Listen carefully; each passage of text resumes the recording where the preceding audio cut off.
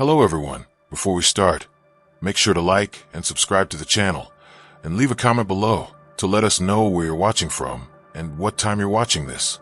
That way, YouTube will keep showing you stories just like this one. Now let's begin. Working alone at night in buildings where thousands of people pass through during the day, janitors see things most people never will. Empty hallways that shouldn't have shadows moving in them. Locked rooms that open by themselves. And sometimes they find things that were meant to stay hidden. Tonight, I'm sharing 3 true stories from janitors who encountered something they can never forget. The third story involves a discovery so disturbing, the janitor never worked another night shift again. My name is Marcus, and I worked as a night janitor at Lincoln High School in rural Pennsylvania for 7 years. If you've never been in a high school after midnight, you don't know what true emptiness feels like. During the day, these buildings are full of noise and energy and life. But at night they feel like tombs. Every footstep echoes. Every door creak sounds like it's right behind you. But I got used to it. You adapt. And honestly, it paid decent for someone like me without a college degree. I had my routine. I knew the building inside and out. Every classroom, every bathroom, every corner of every hallway. The school had this policy about lockers. If a student graduated or transferred, we were supposed to clear out their locker during summer break. Cut the lock if necessary. Make sure nothing was left behind. Standard stuff. Summer of 2021, I was doing my annual locker clear out. It was July, middle of the day for once. Hot as hell, and I was working my way through the junior hallway. Most lockers had basic stuff, forgotten textbooks, old gym clothes, the occasional love note. Then I got to locker 247. The lock was rusted, really rusted, like it hadn't been opened in years, even though the master list said it belonged to a student named Sarah Wilkins, who'd graduated just 2 months earlier. I had to use bolt cutters. When the lock snapped off and I opened the door, I immediately knew something was wrong. The smell hit me first.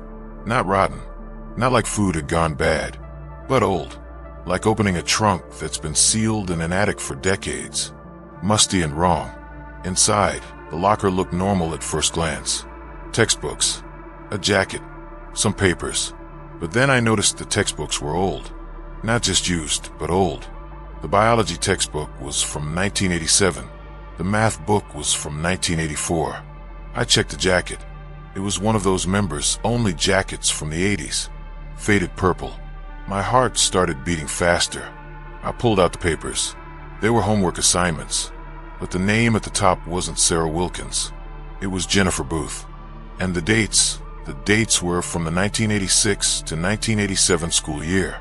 I went to the front office. I was thinking maybe this was an old locker that hadn't been cleaned out, and they'd just reassigned it to Sarah for this past year without clearing it. It happens sometimes. Clerical errors. I asked Mrs. Patterson, the administrative assistant who'd worked there for 30 years, if she remembered a student named Jennifer Booth from the 80s. The look on her face. I'll never forget it. She went pale. Actually pale. "Where did you hear that name?" she asked me.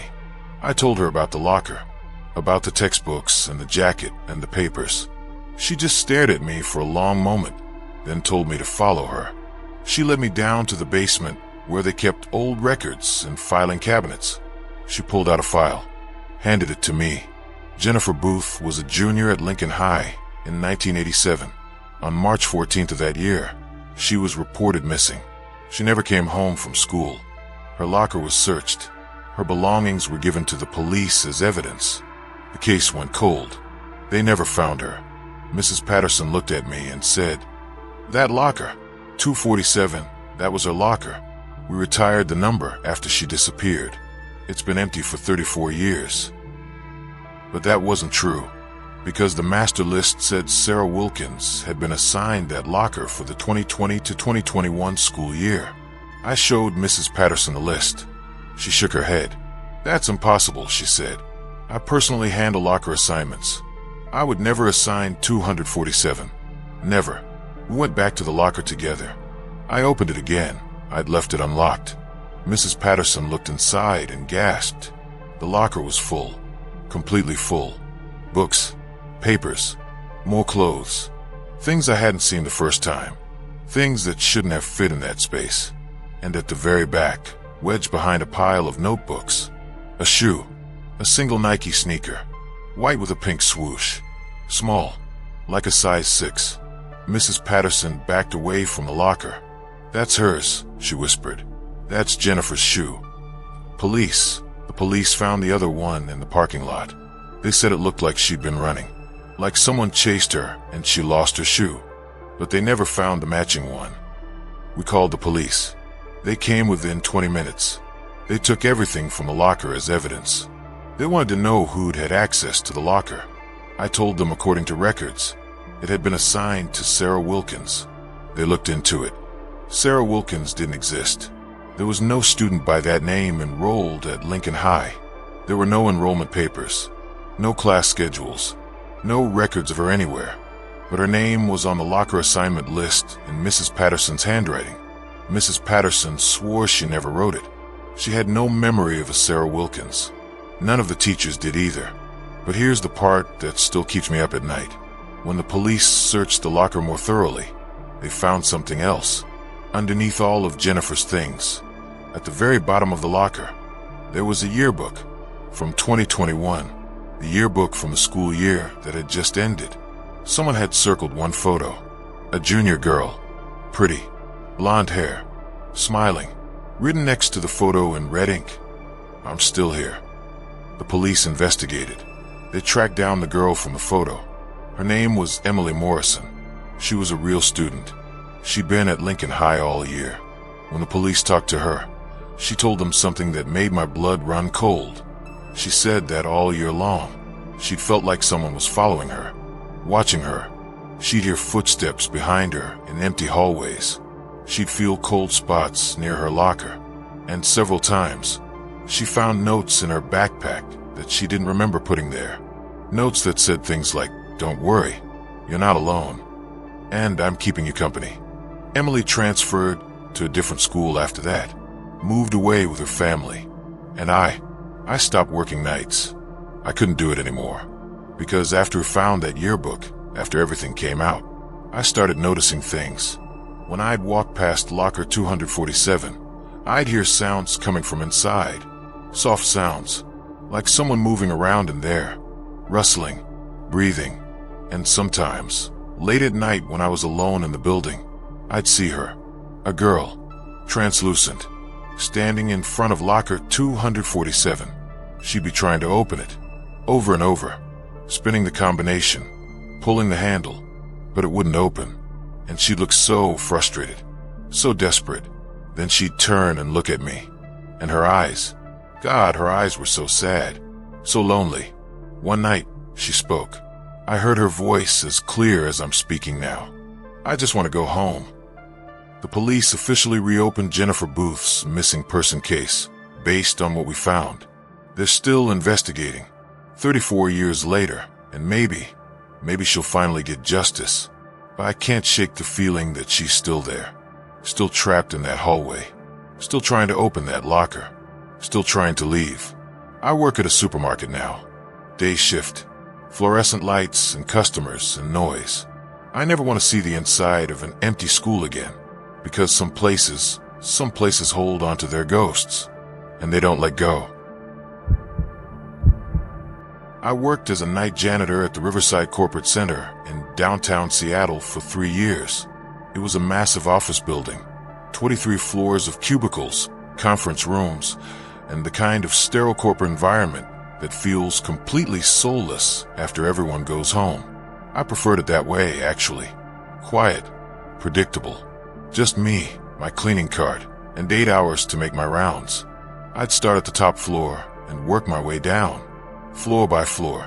Same routine every single night. The building had 23 floors above ground and 2 basement levels. B1 was parking. B2 was mechanical, boilers, HVAC systems, electrical panels. I only went down to B2 once a week to sweep and check for leaks. But in March of 2019, everything changed. It was a Tuesday night, around 2:47 a.m. I remember because I just checked my phone before getting on the elevator. I'd finished the main floors, and was heading down to B2 to wrap up for the night. I pressed the button, the doors closed, and the elevator started its descent. But instead of stopping at B2, the elevator kept going. I stared at the floor indicator above the doors. It showed B2, then flickered and suddenly displayed B3. My stomach dropped. There was no B3. I'd worked there for 3 years. I knew this building. 2 basement levels. That's it. The doors opened. The hallway in front of me was wrong. The walls weren't the clean, painted concrete of B2. They were older, stained. The fluorescent lights overhead flickered in this irregular pattern that made my eyes hurt. And the smell. God, the smell was like mildew and something chemical I couldn't identify. I should have pressed the button to go back up. I should have gotten the hell out of there.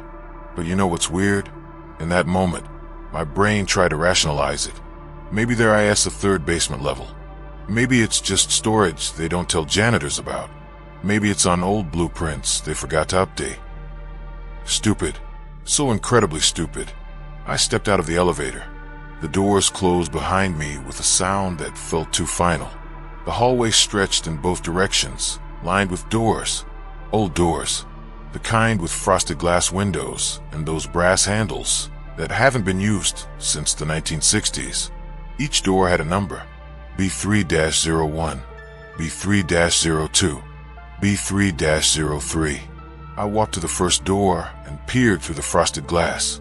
I couldn't see anything, just vague shapes and shadows. I tried the handle. Locked. Same with the second door. And the third. But the fourth door was open. Just slightly ajar. Maybe 2 inches. And that's when I heard it. Humming. Like a child. Coming from inside that room. Every instinct screamed at me to run. But I reached out and pushed the door open. The room was an old office. Desk covered in dust, so thick it looked like gray carpet. Filing cabinets with rust bleeding down their fronts. Papers scattered everywhere, yellowed and brittle with age. But what made my blood turn to ice was the wall. Someone had written on the wall, over and over and over, in what looked like dried paint or something darker. The same phrase, hundreds of times, covering every inch. They moved US down here. They moved US down here. They moved US down here. And in the corner of the room, barely visible in the dim light, was a coat, a child's coat, hanging on a hook, red with white buttons. The humming stopped. The coat moved, just slightly, like something underneath it had shifted. I ran. I didn't think. I just ran back to the elevator and hammered the call button. Nothing happened. The elevator wasn't coming. The floor indicator showed it was stuck on floor 12. I looked back down the hallway. Every door was open now. All of them. Just 2 inches. Exactly like the fourth door had been. And from each doorway, I could see movement. Shadows that didn't match any light source. And that humming started again. But this time it was coming from all the rooms. All at once. This discordant, overlapping humming that made my head throb. The stairwell. I saw a door marked stairs at the end of the hall. I ran for it, my shoes slapping against the concrete, that humming growing louder and louder behind me. I slammed through the stairwell door and took the stairs 3 at a time. I climbed past B2, past B1, and didn't stop until I reached the ground floor. I burst through the lobby doors and out into the parking lot, into the cold night air, into reality. I sat in my car shaking for 20 minutes before I could even turn the key. The next night, I came back to work. I had bills to pay. I needed this job. But before I started my shift, I checked the building directory in the lobby. 2 basement levels, B1 and B2. I asked the security guard who worked days if there was a 3rd basement level. He looked at me like I was crazy. 2 basements, he said. Always been 2 basements. I never took the elevator to the basement alone again. I'd wait until Mike, the other night janitor, could go down with me, and I never told him why. But sometimes, late at night when I'm on the upper floors, I'll be mopping or emptying trash, and I'll hear it through the vents. Faint, distant, but unmistakable. That humming. I quit that job 6 months later. Told them it was for a better opportunity. But the truth, I couldn't shake the feeling that whatever was down on B3 knew I'd found it, and was waiting for me to come back. I need to tell you about something that happened to me in 2022. Something I've only told to other people about because, well, you'll understand why once you hear it. My name is David, and I was a maintenance worker, essentially a janitor, at St. Augustine Medical Center in Boston. Big hospital, 12 floors, over 600 beds. I'd been working there for about 4 months when they assigned me to the overnight shift, midnight to 8 a.m. The pay was better, and I needed the money. My daughter was starting college, and those tuition bills don't pay themselves. Most of the hospital was quiet at night. A few nurses at their stations, doctors doing rounds, but mostly it was just me and the other maintenance staff, keeping the building clean and functional while the city slept. I cleaned patient rooms, bathrooms, hallways, wherever they needed me. The morgue wasn't technically part of my regular route. They had a separate cleaning crew for that, people who specifically chose to work there and had stronger stomachs than most. But in December of 2022, one of the morgue janitors called in sick for a week straight, the flu, and they needed someone to cover. I volunteered, extra pay, and honestly, I figured dead bodies couldn't be worse than some of the messes I had already cleaned in patient rooms. I was wrong. The morgue was in the basement, sub-level 2, to be specific. You took the service elevator down, walked through a corridor that always felt about 10 degrees colder than the rest of the hospital, and used a keycard to access the secure door. Inside, it was exactly what you'd expect. Sterile, cold, stainless steel everywhere. The walls of drawers where bodies were kept. The examination tables. The smell of disinfectant trying to mask other smells. My first few nights, everything was fine. I mopped floors, cleaned the examination room, emptied trash, basic janitorial work. I tried not to look at the drawers, tried not to think about what was inside them. Just did my job and got out as quickly as possible. But on my 4th night covering the morgue, Thursday, December 8th, I noticed something I hadn't seen before. At the far end of the morgue, past the drawers, there was a door I'd assumed was a closet. It had a small window, reinforced glass with wire mesh in it, and it was dark inside. But that night there was light coming from under the door, pale, flickering, like candlelight. I asked Dr. Morrison, the pathologist who was working that night, what was behind that door. He looked up from his paperwork, confused.